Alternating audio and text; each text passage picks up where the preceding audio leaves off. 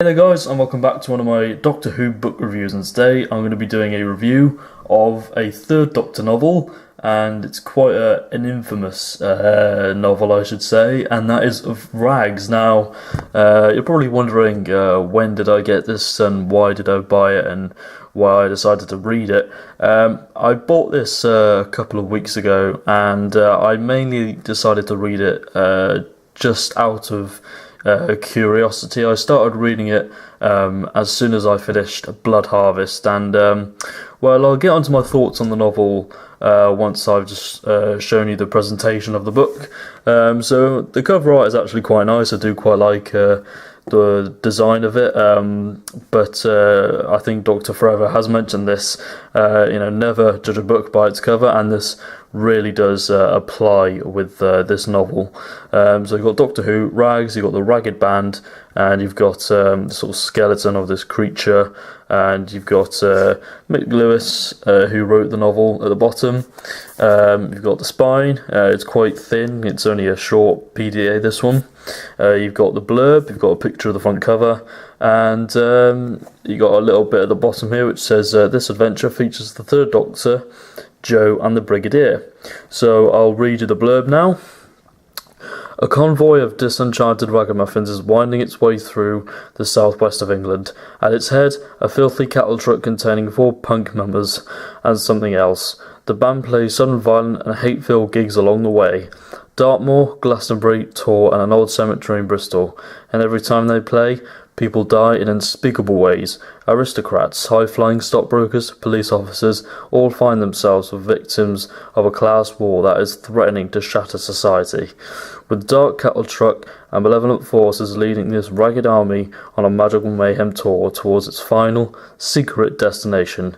With Joe powerless to resist its seductive influence and the Doctor lost in a nightmarish void, can the band from hell be prevented from staging its final society-cracking performance, and thus spelling the end of the road for everything.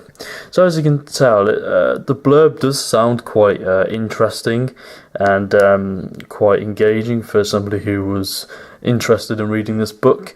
And for the page length is pretty much 250 pages. It's very short. But now for my overall thoughts and opinions on Rags. Like I said, I mainly read this just to see if it really was as bad as I think the general consensus says it is.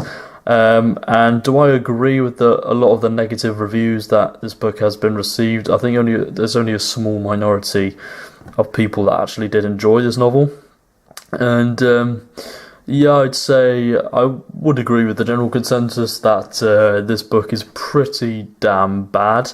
I think Rags, its main problem is the fact that there is loads and loads of padding, and the pacing is just horrendously awful. It took me, despite the book being only 250 pages long, which is about the same as the average new series book, it actually took me a couple of weeks to finish this.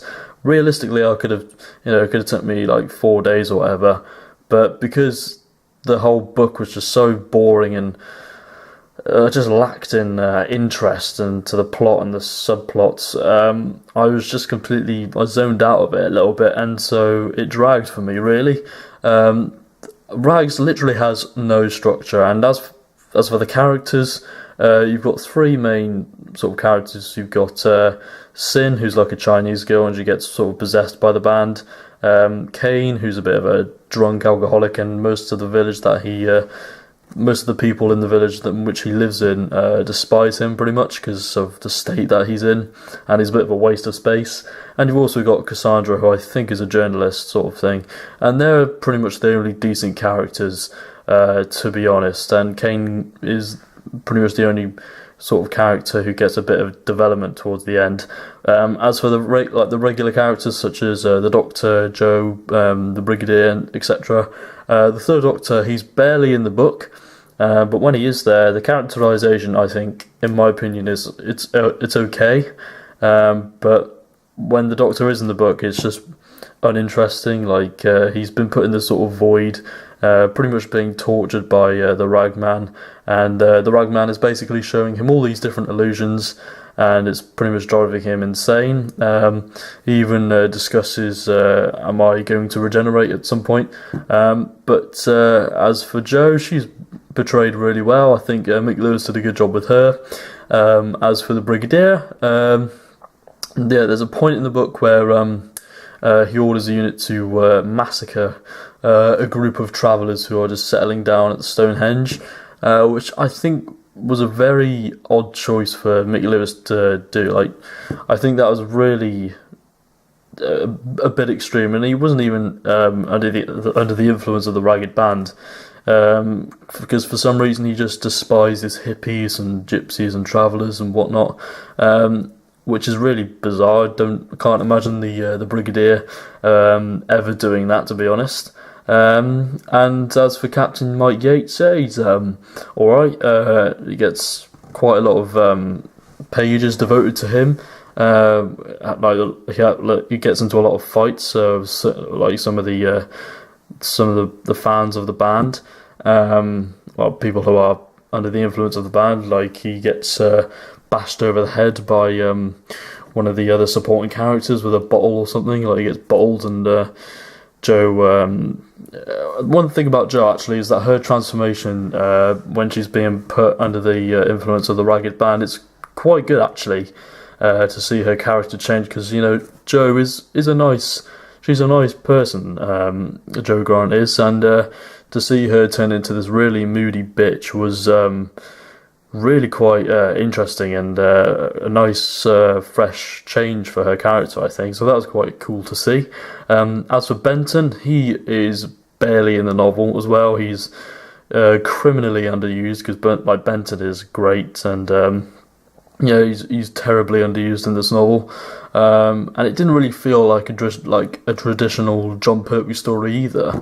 I'm guessing this fits in to season 9, because that's when John Pertwee gets to fly the TARDIS, but I think he is out of his exile on Earth, which is good, but it's still set in Earth, this novel. It's not really atmospheric at all. It's very dry, bland, uninteresting. I've read worse books, like Sick Building. I hate that book. 10 Little Aliens, I think it's really overrated in my opinion. But oh god, Rags was a complete drag for me. You'd think I would get this get through this book really quickly, despite because it's only 250 pages. But my god, this book is. I can see why a lot of people really don't like this, and it is horrendous. It shouldn't. I don't know why this. I mean, you could have had any characters in this novel, to be honest. Like, it didn't feel like a Doctor Who story at all. It's really dark, really disturbing. I mean, I think the one scene in the book where, which a lot of people remember, if you have read it, is where the band started projectiling vomit and maggots and blood and whatnot out of their mouths and onto the audience whilst they're playing the band. It's really, really disturbing. And one thing I should mention is that in pretty much every single page there is literally a swear word of some form or another. You've got a lot of shits in there, a lot of bastards. Just really, it's literally on every single page. Like, profanity is coming at you left, right, and centre. Like, I think the word bastard is pretty much on every single page. Really bizarre. I can't believe this actually made it into the line of Doctor Who books. I think because this Doctor Who fiction around about this period was mainly adults, I think. This is really quite adult and quite graphic. But if you're into that sort of thing, feel free to read it. I mean, it's a cheap book to get hold of. I bought this for a couple of quid off eBay, and it's in fairly good condition as well, so I'm quite happy with that, even though it's a really terrible book. I wouldn't really recommend this at all, but if you like dark, bleak stuff, then I guess you might enjoy it and you might fly through it. But overall, her book, which is really not good. I really did not enjoy this at all, to be honest. But I think that's pretty much all I have to say on this novel. Yeah, so I think I'll probably give Rags a 3 out of 10. It's just terrible.